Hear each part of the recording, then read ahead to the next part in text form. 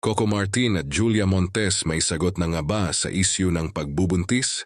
Tila may pahaging nasagot ang celebrity couple na sina Coco Martin at Julia Montes kaugnay sa kumakalat na balita kamakailan na ibinahagi ni Christy Fermin tungkol sa diumano'y muling pagdadalang tao ng aktres.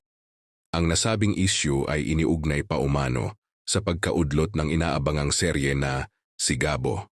Sa gitna ng mga haka-haka, kapansin-pansin ang naging galaw ni Coco sa kanyang social media account ngayong araw.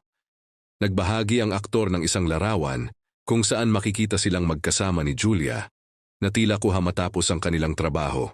Makikita sa nasabing post ang caption na Date After Work na agad namang umani ng iba't ibang reaksyon mula sa netizens. Ayon sa ilang fans, posibleng galing sa taping ang dalawa at naglaan lamang ng oras para sa isa't isa pagkatapos ng trabaho.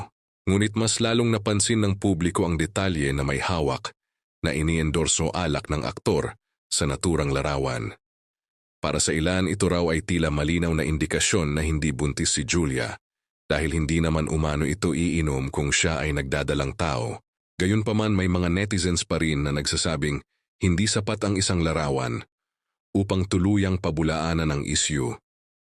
Para sa kanila, nananatiling pribado ang personal na buhay ng dalawa at tanging sila lamang ang makapagkukumpirma ng katotohanan. Sa kabila ng lahat, nananatiling tikom ang bibig ng kampo ni na Coco at Julia hinggil sa issue. Sa ngayon, patuloy na sinusubaybayan ng publiko ang bawat galaw ng dalawa habang umaasa ang kanilang mga tagahanga na malinawan na ang usaping matagal ng pinag-uusapan.